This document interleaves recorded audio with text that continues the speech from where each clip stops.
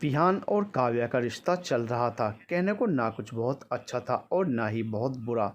बस ठीक ठाक ही था। वो थायराइड की दवाई खा तो रही थी, पर ज़्यादा कुछ असर दिखता नज़र नहीं आ रहा था। शरीर फैलता जा रहा था, रुकने का नाम नहीं ले रहा था। विहान ने तो कार्तिक वाली घटना के बाद से काव्या को रोकना टोकना बंद कर दिया था। उसकी जिस जिस बात से काव्या को तकलीफ़ होती थी, उसने वो काम करने बंद कर दिए थे। उसके वज़न और खाने पर टिप्पणी करना बंद कर दिया था। उसके रोज़ संबंध बनाने से वो चिढ़ती थी, अब वो भी कम कर दिया था। अपने हिस्से के काम भी खुद कर लिया करता था। काव्या को विहान में आए इस बदलाव से खुश होना चाहिए था, लेकिन वो दुखी थी। उसे ऐसा लगता था जैसे विहान को अब उससे कोई मतलब ही नहीं है। वो बस शादी निभाने के लिए निभा रहा है। वो चाहती थी वो उसके करीब आए, लेकिन वो अधिकतर अच्छे बच्चों की तरह चुपचाप सो जाया करता था। संबंधों में अब उसकी तरफ से वो पैशन नहीं दिखता था जो पहले कभी हुआ करता था। पहले लड़ाई के बहाने बात हो जाया करती थी, लेकिन अब लड़ने की कोई वजह ही नहीं थी। इंसान की ज़िंदगी भी ऐसी है, मनचाहा ना मिले तो भी शिकायत, और मिल जाए तब भी दिल खुश नहीं होता। एक दिन काव्या ने विहान से कहा, तिमारपुर दिल्ली में थायराइड का बड़ा हॉस्पिटल है, सोच रही हूँ वहाँ जाकर दिखा लूँ। यहाँ के इलाज से तो कोई फ़ायदा हो नहीं रहा है, क्यों ना हम दिल्ली शिफ्ट हो जाएं। यहाँ अकेलापन काटने को दौड़ता है। कम से कम दिल्ली में अपने मायके तो जा पाऊँगी घर वालों से मिलने। बड़ी देर बाद अकल आई। वैसे दिल्ली जाने के काफ़ी फ़ायदे हैं, घर वालों के साथ साथ पुराने दोस्तों से भी मुलाकात हो जाया करेगी। बहुत समय हो गया ना उनसे मिले हुए। मतलब क्या है तुम्हारा विहान? उसने मुस्कुराते हुए कहा, जो तुम समझ रही हो वो बिल्कुल भी नहीं है। मैं तो उस घटना को कब का भूल चुका हूँ। पता नहीं तुम्हारे दिमाग की सुई जाकर बार बार क्यों वहीं अटक जाती है। विहान बीच बीच में कार्तिक का ताना मार ही देता था। उसका साइलेंट ट्रीटमेंट ही काव्या की सज़ा था। वो अभी तक उस बात को भूला नहीं था। निकिता की याद उसे अब भी नहीं सताती थी। वो इस शादी को स्वीकार कर चुका था। वो अलग बात थी कि वो अपनी शादीशुदा ज़िंदगी से संतुष्ट नहीं था। निकिता ने दिल्ली जाने के बाद एक बार भी फ़ोन नहीं किया और ना ही उसकी मेल का जवाब दिया। उसे लगा हो सकता है वो माँ बन गई हो, अपनी ज़िंदगी से खुश हो। ये सोचकर उसने तसल्ली कर ली, क्या फ़र्क पड़ता है अगर वो खुश नहीं है तो कम से कम निकिता खुश है, यही उसके लिए काफ़ी है। काव्या भी कमरे में बैठी मन ही मन सोच रही थी, जो जुर्म किया ही नहीं उसकी सज़ा भुगत रही हूँ, इससे अच्छा तो कर ही लेती। अभी तक विहान उस बात को भूला नहीं है। कार्तिक खुद तो मज़े कर रहा है अपनी बीवी के साथ, और इधर मेरी ज़िंदगी में सूखा पड़ गया है। जिस विहान की ज़ुबान काव्या काव्या करते थकती नहीं थी, जो एक दिन भी उसे छुए बिना नहीं रह सकता था, आज उसे उससे कोई मतलब ही नहीं था। एक बच्चा हो जाता तो क्या पता उसके मन में उसके लिए फिर से प्यार जाग जाता, लेकिन फ़िलहाल उसकी भी उम्मीद दिख नहीं रही थी। थायराइड के कारण बच्चे का मामला ठंडे बस्ते में चला गया था। खैर, एक बात अच्छी थी कि विहान बच्चे के लिए उस पर कभी दबाव नहीं बनाता था। वो इस बात को समझता था कि इस बीमारी में कंसीव करना आसान नहीं होता। जब से उनके बीच में भावनात्मक तौर पर दूरी आई थी, तब से उसे विहान में खोबिया ही खोबिया नज़र आने लगी थी।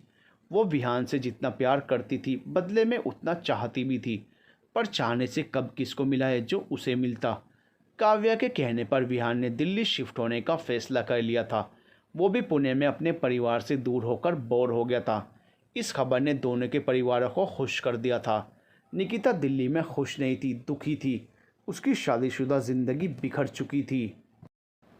उसे ना तो बच्चे का सुख नसीब हुआ और ना ही पति का प्यार। निकिता ने मामला सुलझाने के लिए काफ़ी कोशिश की, लेकिन माँ की बात आते ही कार्तिक डिफेंसिव मोड में चला जाता था। उसे अपनी माँ सही और बाकी सब गलत लगते थे। अपने माँ बाप के कहने पर निकिता एक बार फिर ससुराल चली गई थी। उनका कहना था उसकी सास बूढ़ी हो चुकी है, क्या पता कितने दिन और जिएगी। उसकी वजह से बसी बसाई गृहस्थी तो ख़राब नहीं की जा सकती ना। जब तक सास जिंदा है तब तक कैसे तो सह ले। सास की वजह से अलग होने का कोई मतलब नहीं, निकिता मन ही मन सोच रही थी। क्या फ़ायदा इतनी पढ़ाई और अच्छी नौकरी करने का, जब औरत अपने निर्णय लेने के लिए स्वतंत्र नहीं। उस पर शादी को बचाने का दबाव बनाया जा रहा था, जिसमें अकेलेपन के सिवा कुछ नहीं था। उसकी माँ को झेलने के चक्कर में उसकी ज़िंदगी के कीमती साल बर्बाद हो रहे थे, जिसकी किसी को कोई परवाह नहीं थी। माँ बाप को समाज की चिंता थी। उनके हिसाब से बेटी को अपने ससुराल में रहना चाहिए। अब वो वहाँ सुखी है या दुखी, इससे फ़र्क ही क्या पड़ता है। कार्तिक अच्छा लड़का है, उसमें कोई ऐब नहीं है। वो अलग बात है कि उसे ना अपनी बीवी की परवाह है और ना ही उससे प्यार है, वो माँ के पीछे पागल है। जब तक आदमी बीवी को शराब पीकर मारे नहीं, बाहर अफेयर न करे, तब तक वो अच्छा है। बाकी बीवी से उसे प्यार नहीं, शादीशुदा ज़िंदगी नीरस हो चुकी है। दो लोगों में कोई भावनात्मक लगाव नहीं है, इससे क्या फ़र्क पड़ता है। बेटी ऐसी बेकार की शादी को निभाने के लिए शहीद हो जाए, ये मंजूर है, लेकिन तलाक लेकर अपनी ज़िंदगी अपनी मर्जी से जिए, ये माँ बाप को मंजूर नहीं है। निकिता कार्तिक के घर आ गई थी। इस बात से सास ज़्यादा खुश नहीं थी। सास से तो उसे पहले ही कोई उम्मीद नहीं थी। बची खुची उम्मीद जो कार्तिक से थी, उसने वो भी ख़त्म कर दी थी। वो और उसका काम बस यही ज़िंदगी थी। एक पुरानी दोस्त के साथ दिल्ली हाट जाना हुआ तो पुरानी यादें जहन में ताज़ा हो गई। वो और विहान अक्सर दिल्ली हाट आया करते थे। घर आते ही उसने अपना पुराना ईमेल अकाउंट खोला, जहां उसकी यादें मेल्स के रूप में पड़ी थी। पुरानी मेल्स में विहान की एक मेल दिखी जो उसने 1 साल पहले लिखी थी, जिस पर अर्जेंट लिखा हुआ था। इससे पहले कि वो मेल खोलकर देखती, कार्तिक कमरे में आ गया और उसने फटाफट अपना फ़ोन बंद करके साइड में रख दिया। फ़ोन तो बंद करके रख दिया था, पर दिल बार बार अर्जेंट शब्द के इर्द गिर्द घूम रहा था। कार्तिक ने देख लिया था निकिता को फ़ोन साइड में रखते हुए। मेरे आते ही फ़ोन साइड में क्यों रख दिया? ताकि तुम्हारे साथ कुछ वक्त गुजार सकूं। तुमने तो पता नहीं कितना मिस किया मुझे, लेकिन मैंने तुम्हें बहुत मिस किया है। अगर तुम्हें इतना ही प्यार होता तो तुम मुझे बार बार छोड़कर यूं नहीं जाती। समझने की कोशिश करो निकिता, वो मेरी माँ है। माना वो कुछ मामलों में गलत हैं, लेकिन इसका ये मतलब तो नहीं कि मैं उन्हें छोड़ दूँ। कार्तिक, मैंने कभी तुम्हें उन्हें छोड़ने के लिए नहीं कहा। बस मैं इतना चाहती हूँ कि तुम माँ और पत्नी के बीच संतुलन बनाकर चलो। अगर मेरी मम्मी हमारे साथ रहती होती और मैं तुम पर ध्यान देने की बजाय पूरा समय उन पर ध्यान देने में लगा देती, तो तुम्हें कैसा लगता? कभी कभी दूसरों के नज़रिए से भी सोच कर देख लिया करो। कार्तिक के पास उसकी बात का कोई जवाब नहीं था। जाहिर सी बात है, उसे अच्छा नहीं लगता। वो आज किसी बहस के मूड में नहीं था, प्यार के मूड में था। बहुत वक्त हो गया था दोनों को एक साथ निजी समय बिताए हुए। उसने उसे बाहों में भर लिया और प्यार करने लगा। निकिता ने भी उसकी इस पहल को स्वीकार कर लिया। वो भी लंबे समय से उसके साथ के लिए तरस रही थी। निजी समय बिताने के बाद वो आराम से सो रहे थे कि 1 घंटे बाद ही सास दरवाज़ा खटखटाने लगी। कार्तिक, शाम के 5 बज गए हैं और कितनी देर सोएगा? निकिता, चाय का समय हो गया है, मैं कब से बाहर अकेली बैठी हूँ। दोनों बाहर आ जाओ। निकिता चिड़चिड़ाते हुए उठी और कार्तिक को जगाने लगी। उठो, तुम्हारी मम्मी आवाज़ लगा रही है। रोज़ तो इस समय मज़े से सत्संग देख रही होती हैं, आज इन्हें अकेलापन काट रहा है। कार्तिक इस समय उठने के मूड में नहीं था। वो अंदर से ही चिल्लाया, मम्मी थोड़ी देर में आता हूँ, आप तब तक टीवी देखो। निकिता सो रही है, आप चाय बनाकर पी लो। कार्तिक का जवाब सुनकर वो मुंह बनाते हुए रसोई में चली गई। एक तरफ चाय बना रही थी, दूसरी तरफ वो गुस्से से उबल रही थी।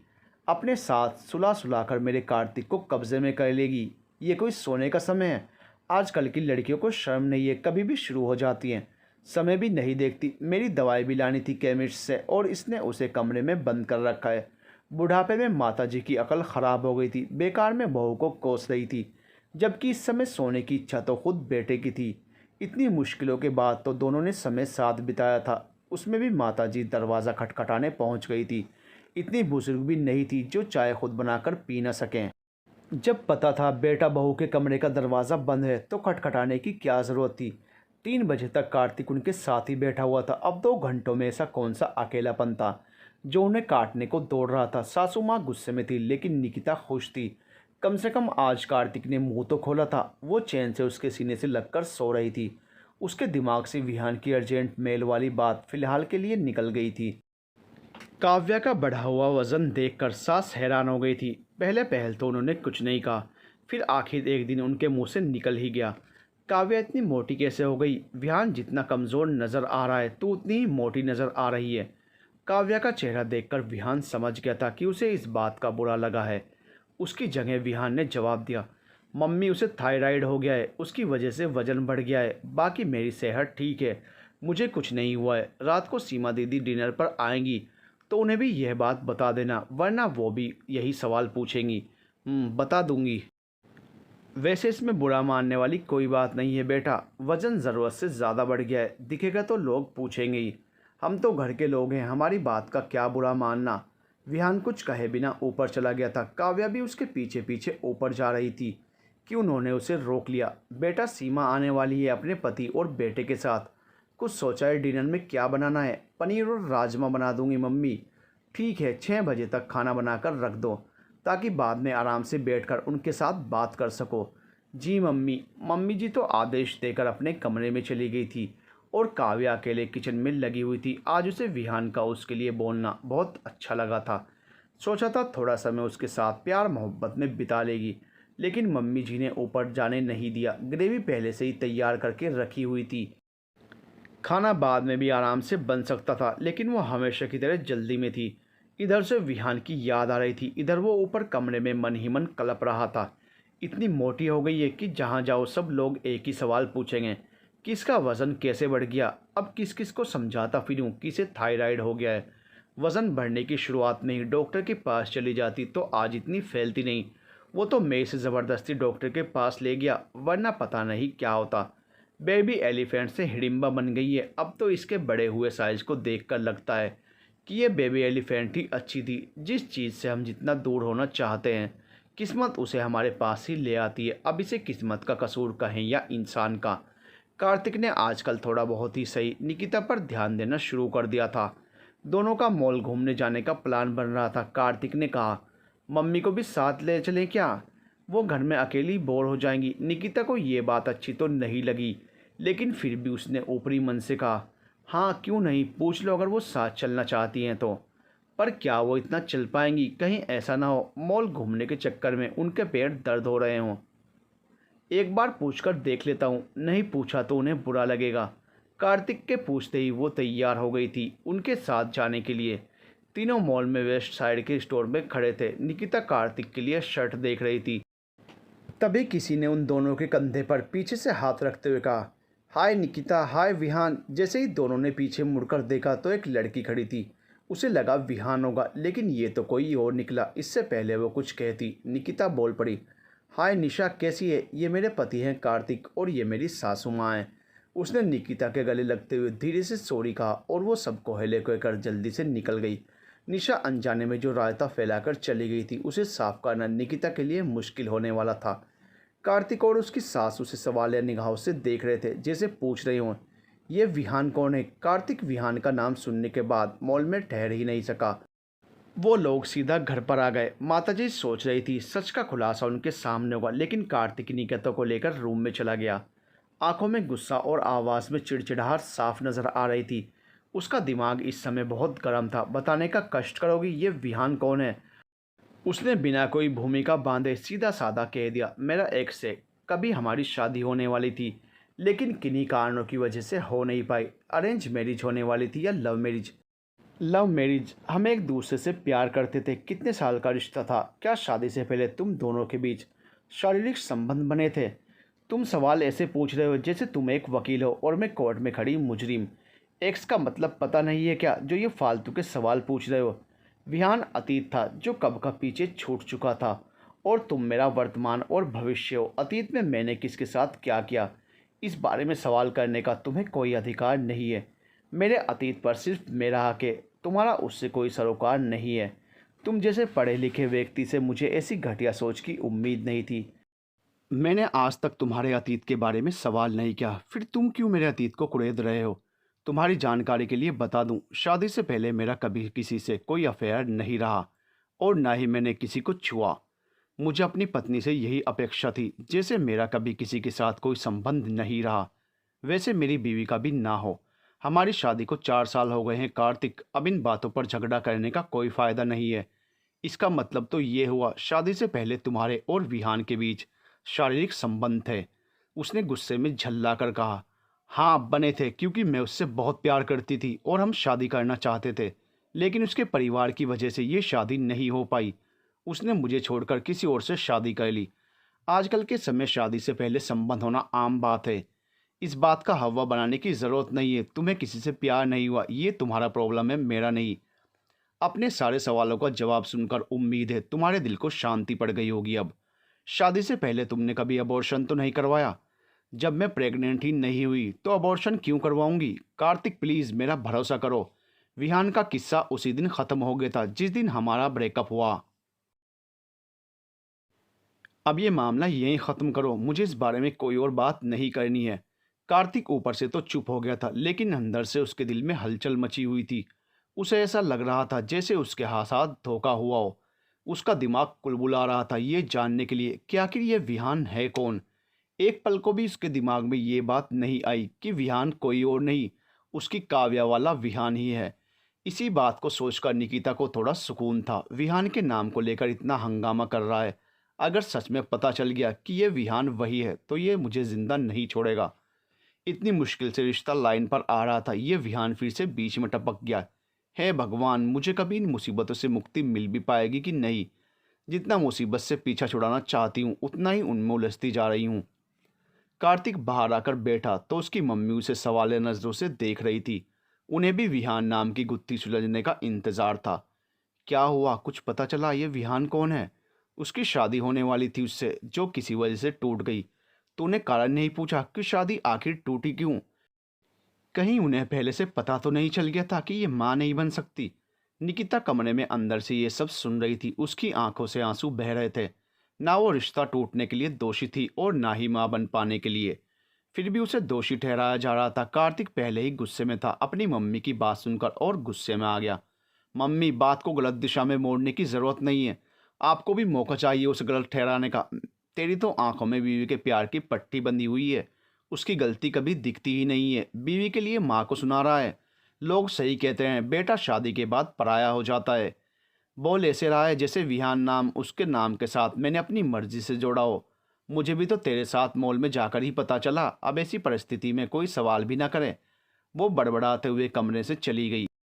कार्तिक का निकिता के अतीत से कोई मतलब नहीं था, लेकिन वो फिर भी उस बात का बतंगड़ बना रहा था। उसने उसे साइलेंट ट्रीटमेंट देना शुरू कर दिया था। पहले ही उनका रिश्ता वेंटिलेटर पर था, अब लग रहा था उस वेंटिलेटर का साथ भी छूटने वाला है। रात को विहान अपने कमरे में सोफे पर बैठकर फ़ोन देख रहा था। काव्या रोमांटिक मूड में थी। धम से आकर उसकी गोद में बैठ गई। उसके गोद में बैठते ही वो ज़ोर से चिल्लाया, मेरे पाँव तोड़ने का इरादा है क्या, जो मेरी गोद में आकर बैठ गई हो? उसका गुस्सा देखकर वो एकदम से उसकी गोद से उठ गई। अपना वज़न देखो और मेरा वज़न देखो, मेरे बस का नहीं है तुम्हारा वज़न उठाना। इतनी मोटी हो गई हो कि हर रिश्तेदार मुझसे यही पूछ रहा है कि काव्या का इतना वज़न कैसे बढ़ गया। तंग आ गया हूँ लोगों को जवाब देते देते। काव्या की आंखों में आंसू आ गए। उसने रोते हुए गुस्से में कहा, आपको तो मैं तब भी मोटी लगती थी जब मैं पतली थी। जो भी रिश्तेदार मेरे वज़न को लेकर आपसे सवाल करते हैं ना, उन्हें मुझसे सवाल पूछने के लिए कह दीजिए, मैं उन्हें जवाब दे दूंगी। मैं मोटी हूं ना, आगे से मेरे करीब आने की ज़रूरत नहीं है। इस बात की धमकी देना बंद कर दो काव्या। वैसे भी अब मैं बहुत कम तुम्हारे करीब आता हूँ। तुम ही मेरे आगे पीछे घूमती रहती हो। लोगों की बातों से ज़्यादा उसे विहान की बातें चुभती थी। जब वो उसके वज़न को लेकर उससे बातें सुनाता था, उसका दिल भर चुका था इस शादी से। उसका आत्मविश्वास धीरे धीरे टूटता जा रहा था। कार्तिक के दिमाग से विहान का भूत उतरा नहीं था। उसके दिमाग में एक ही बात चल रही थी कि यह आखिर विहान है कौन। रात को निकिता कमरे में सो रही थी और वो बाहर अंधेरे में बैठा सोशल मीडिया पर शलभ को गूगल कर रहा था। लेकिन इतने सारे विहान में से वो पहचाने तो कैसे पहचाने कि निकिता वाला विहान कौन सा है। नाम सर्च करते वक्त एक नाम काव्या वाले विहान का भी आया था, पर उसका दिल ये मानने को तैयार नहीं हुआ कि यही निकिता वाला विहान है। विहान की प्रोफाइल खोलकर देखने लगा। उसमें उसकी और काव्या की कुछ तस्वीरें थी। उसकी तस्वीर देखकर दिल कुछ देर के लिए ठहर सा गया और सोचने लगा, विहान कितना खुशकिस्मत है जो काव्या जैसी बीवी मिली। हर मामले में परफेक्ट है। हाँ, थोड़ी सी मोटी है। मोटी भी कहाँ है, हेल्दी है।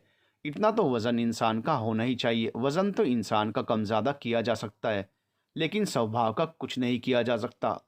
तंग आ गया हूँ इस शादी का बोझ उठाते उठाते। जितना संभालने की कोशिश कर रहा हूँ, बात उतनी ही बिगड़ती जा रही है। सास बहू की किटकिट से तंग आ चुका हूँ। दिल करता है दोनों को ही कहीं छोड़कर चला जाऊँ, जहाँ कुछ देर के लिए ही सही सुकून तो मिले। समझता हूँ विहान उसका अतीत है और उस वजह से मुझे परेशान होने की ज़रूरत नहीं है, लेकिन दिल का क्या करूँ? यह सोचकर जलन महसूस हो रही है कि मुझसे पहले भी उसे किसी ने छुआ था। जानता हूँ आजकल के समय में ये आम बात है, फिर भी अच्छा महसूस नहीं हो रहा। दिल में तकलीफ सी महसूस हो रही है। पता नहीं निकिता ने कभी मुझसे सच में प्यार किया भी है या नहीं। बस शादी की है तो इसलिए निभा रही है। कहीं वो दिल ही दिल में अब भी उससे प्यार तो नहीं करती? कहीं ये दोनों आपस में मिलते तो नहीं? आजकल कई लड़कियां एक्स्ट्रा मैरिटल अफेयर करने से गुरेज नहीं करती। समझ में नहीं आ रहा क्या करूं। रात बहुत हो गई थी इन बेकार की बातों में सोचते सोचते। वैसे भी शक का कोई अंत नहीं है, एक बार दिमाग में कीड़ा बैठ जाए तो वो आसानी से निकलता कहाँ है। कमरे में आया तो निकिता सोई हुई थी। वो उसकी तरफ पीठ पलटाकर लेट गया। उसने उसके ऊपर हाथ रखा तो उसने उसका हाथ उठाकर साइड में कर दिया। फिलहाल उसके दिल में निकिता के लिए कोई एहसास नहीं था। जिंदगी यूं ही चल रही थी। कार्तिक ने उससे बात करना बहुत कम कर दिया था। वो साथ तो थे लेकिन सिर्फ नाम के लिए।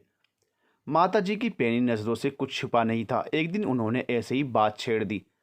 कार्तिक, तेरे चेहरे की चमक कहीं खो सी गई है। क्या बात है बेटा, तू इतना परेशान क्यों है? कुछ नहीं मम्मी, बस ऑफिस की वजह से परेशान हूँ। झूठ मत बोल, मुझे पता है तू उस विहान की वजह से परेशान है। अतीत की बातों की वजह से वर्तमान खराब करने में कोई समझदारी नहीं है। बच्चा गोद ले लो, बच्चे के आने से सारी समस्याएं सुलझ जाएंगी। देखता हूँ मम्मी। कार्तिक मन ही मन सोच रहा था कि एक उसकी मम्मी है जो हमेशा निकिता की भलाई के बारे में सोचती हो, और एक वो है कि उसे मम्मी में कमियां ही कमियां दिखती हैं। मेरी माँ ही है जो एक सुख दुख की साथी है। बाकी निकिता को तो कुछ कह नहीं सकते। क्या पता पीठ पीछे उससे अफेयर चला रही हो। माताजी ने जानबूझकर निकिता के पक्ष में बात कही थी ताकि उनका बेटा उनके पक्ष में रहे। उन्हें निकिता में वैसे भी कोई खास दिलचस्पी नहीं थी। उसने रात को निकिता से कहा, मैं विहान की तस्वीर देखना चाहता हूँ। देखो तो सही मेरी बीवी का एक्स बॉयफ्रेंड देखने में कैसा था। उसने तुम्हें छोड़कर किससे शादी की? ये सुनकर उसे गुस्सा आ गया। अगर उसकी जगह विहान ये सवाल पूछता तो वो उसे थप्पड़ लगा देती। लेकिन कार्तिक पर हाथ उठाने की हिम्मत नहीं थी। उसे देखकर तुम्हें क्या हासिल होगा? किसी तीसरे व्यक्ति की वजह से तुम हमारी शादीशुदा जिंदगी खराब करने पर क्यों तुले हुए हो? अगर मुझे तुमसे प्यार नहीं होता तो मैं 2 बार आईवीएफ करवाकर इतनी तकलीफ नहीं झेलती। हमारे बच्चे के लिए इतनी कोशिश नहीं करती। तुमने मुझे शादी से पहले क्यों नहीं बताया कि तुम्हारा बॉयफ्रेंड था? ज़रूरत नहीं समझी। आजकल गर्लफ्रेंड बॉयफ्रेंड होना आम बात है। शादी से पहले संबंध बनाना, ब्रेकअप होना भी। मुझे समझ नहीं आ रहा तुम इस बात का इतना हव्वा क्यों बना रहे हो। अतीत में जो हुआ उसे मैं बदल नहीं सकती, लेकिन जो तुम कर रहे हो उससे हमारा वर्तमान और भविष्य ज़रूर बदल सकता है। तुम्हारे आगे हाथ जोड़कर कह रही हूँ, प्लीज़ अब इस मामले को यहीं ख़त्म करो। निकिता कार्तिक के व्यवहार से बहुत परेशान थी। विहान कौन है इस बात के पीछे पड़ गया था। वो इस समस्या से बहुत परेशान आ गई थी। उसने ऑफिस से विहान को फ़ोन लगा दिया। वो भी ऑफिस में मीटिंग में था। फ़ोन की स्क्रीन पर निकिता का नंबर देखकर वो चौंक गया। मीटिंग ख़त्म होते ही उसने उसको फ़ोन लगा दिया। हेलो निकिता, तुमने फ़ोन किया था? क्या हुआ, सब ठीक तो है? मैं परेशान हूँ विहान। कार्तिक को पता। बात पूरी कर ही रही थी कि कार्तिक का फ़ोन आने लगा।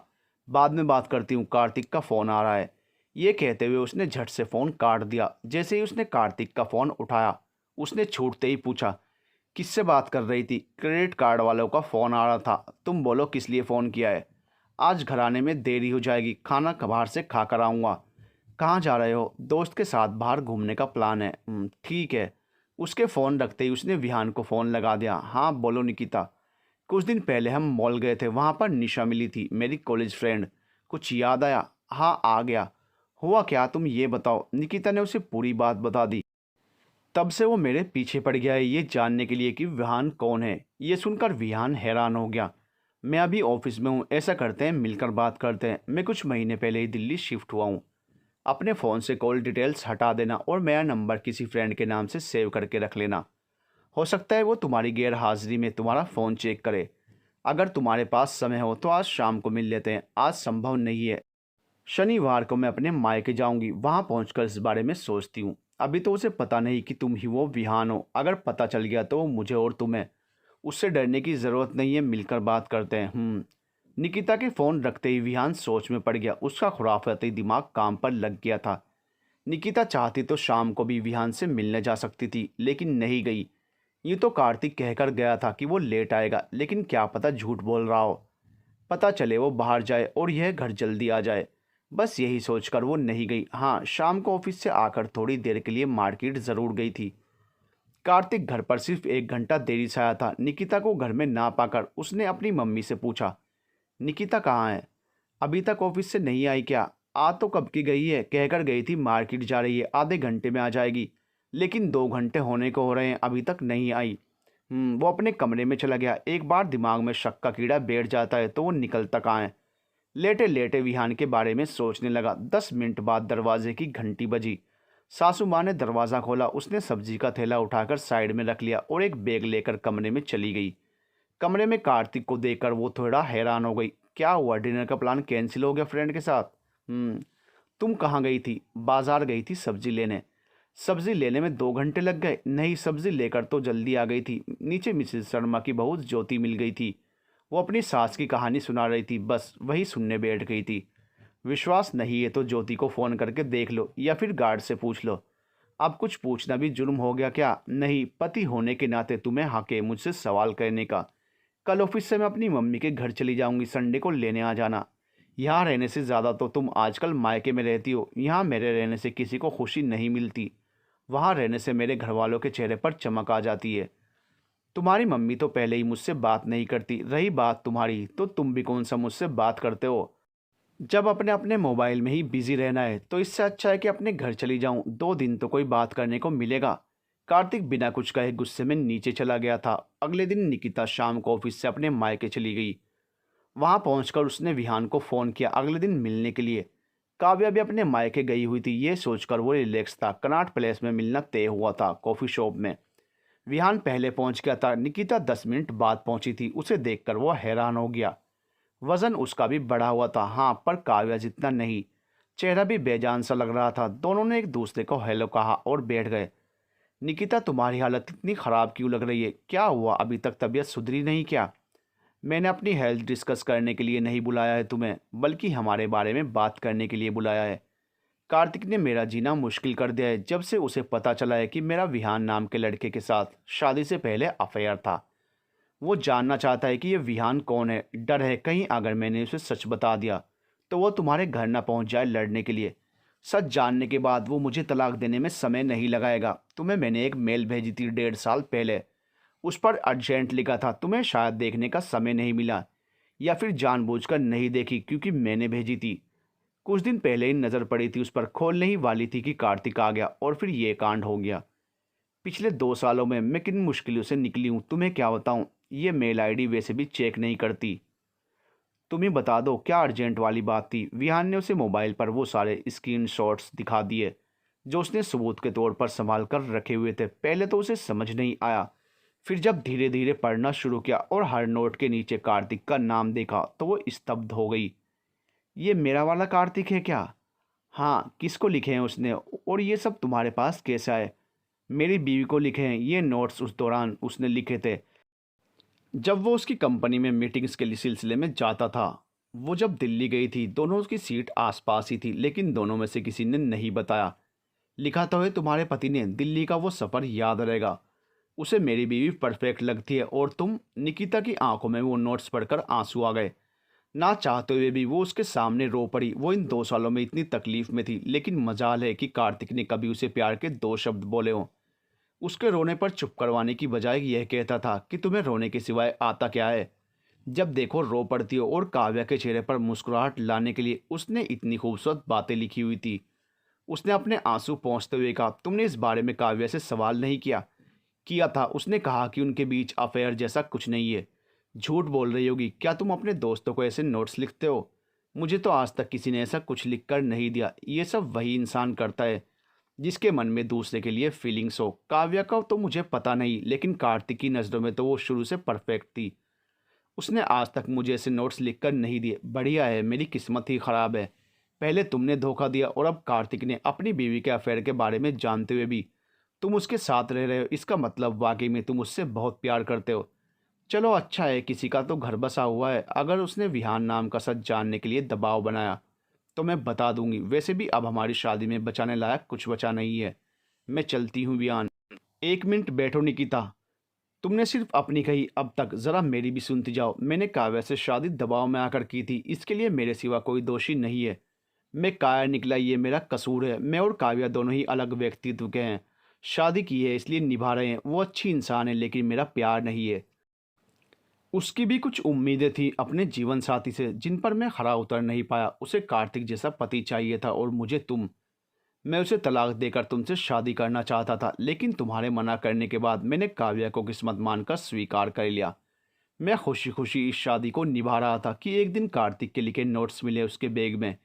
ये सब देखकर मेरा खून खोल गया था। उसी समय मैंने तुम्हें मेल लिखी थी जिसका तुमने जवाब नहीं दिया। काव्या से पूछने पर उसने कहा कि उसे आदत है हर चीज़ बैग में रखने की।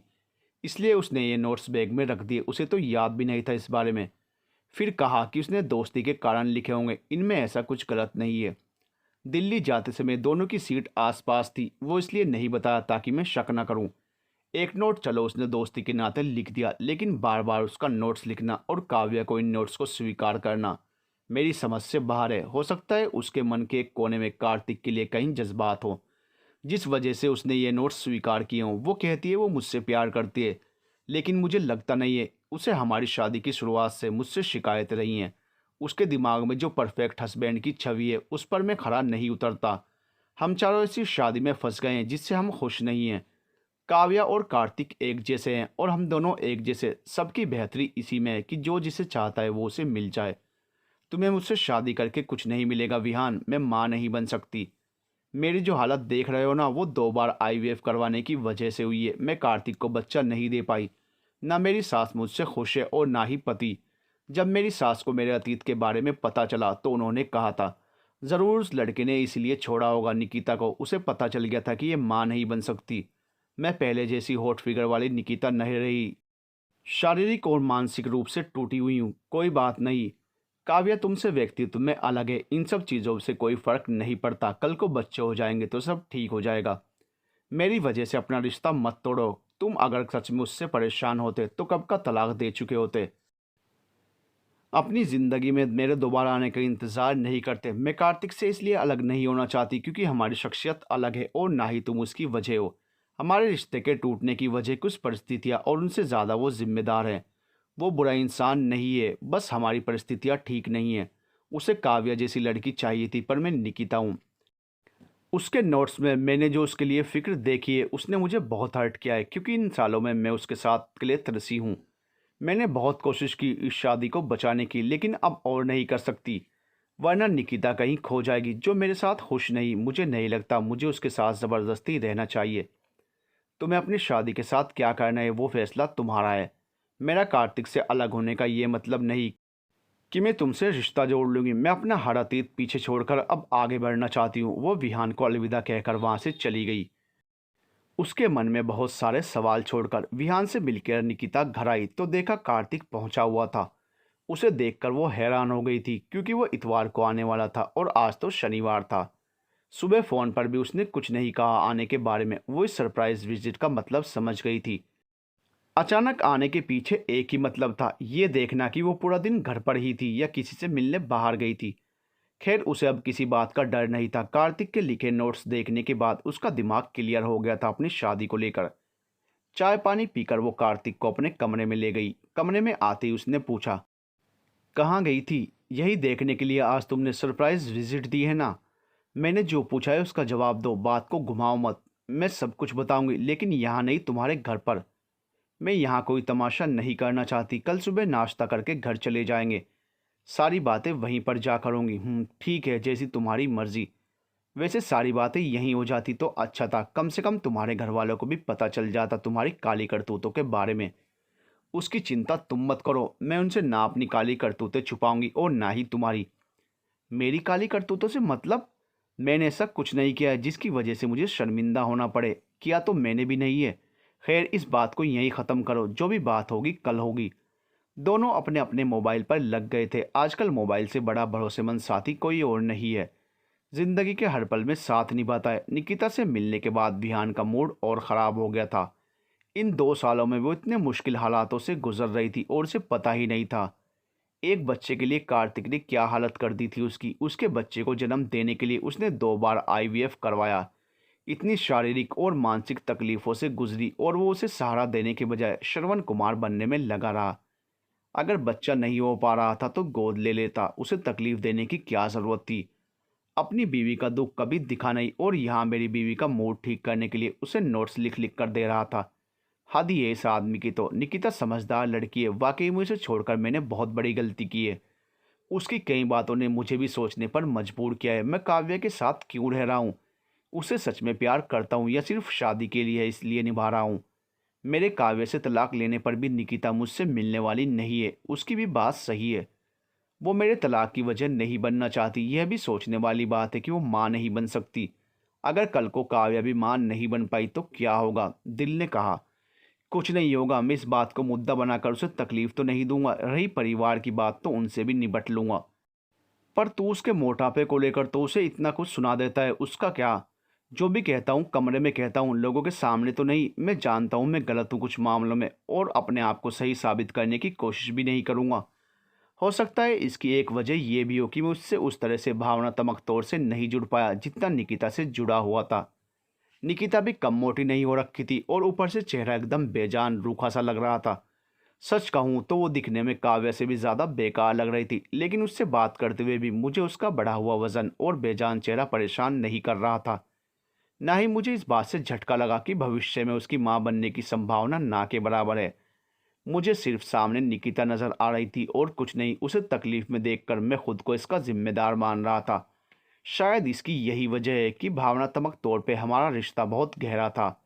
मुझे भी अपने और काव्य के रिश्ते के बारे में सोचना होगा। कुछ दिन अकेले रहकर ही पता चलेगा कि हकीकत में मेरे मन में काव्य के लिए कैसी भावनाएं हैं। शरीर से ऊपर मन का रिश्ता होता है, ये बात निकिता से मिलकर समझ गया हूँ।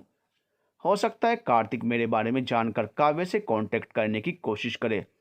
बेहतर यही रहेगा कि मैं उसे खुद से सच बता दूं, फिर जो होगा देखा जाएगा। कार्तिक और निकिता अपने घर आ गए थे। कमरे में पहुंचते ही वो शुरू हो गया सवाल करना। 2 मिनट उसे बैठने भी नहीं दिया। अब बताओ कल किससे मिलने गई थी? निकिता ने शांति से जवाब दिया। मैं विहान से मिलने गई थी। ये विहान और कोई नहीं, काव्या वाला विहान ही है। किसी समय में हम दोनों एक दूसरे से बहुत प्यार करते थे, लेकिन वो अपने परिवार के खिलाफ जाने की हिम्मत नहीं जुटा पाया और हमारा ब्रेकअप हो गया। मैंने तुमसे शादी कर ली और उसने काव्या से। ब्रेकअप के बाद मेरी उससे पुणे में मुलाकात हुई। जब तुमने उसे घर पर डिनर के लिए बुलाया था, मैंने उसके साथ कोई नाजायज संबंध नहीं रखा। अगर उससे संबंध ही रखना होता तो 2 बार आईवीएफ नहीं करवाती। तुम्हें इसलिए नहीं बताया कि क्या और कैसे बताती। डर था कि तुम इस बात को समझने की बजाय कहीं मुझ पर शक न करने लग जाओ। कार्तिक का गुस्सा 7वें आसमान पर पहुंच गया था। विहान का नाम सुनते ही उसका चेहरा ध्यान में आ गया था। मैंने उसे अपना दोस्त समझा और उसने मुझे इतना बड़ा धोखा दिया। बड़ा ही घटिया आदमी निकला वो तो। कैसे विश्वास कर लूँ तुम दोनों पर? यह संभव ही नहीं है कि तुम दोनों में आपस में कोई रिश्ता ना बना हो।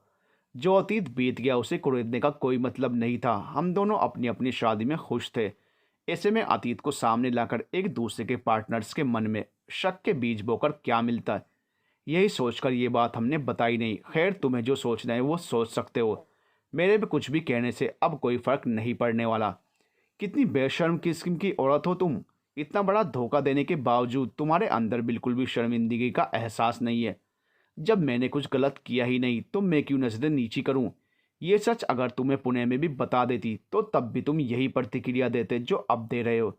इससे पहले कि कार्तिक का हाथ उसके गाल को छूता, उसने उसे वहीं रोक दिया।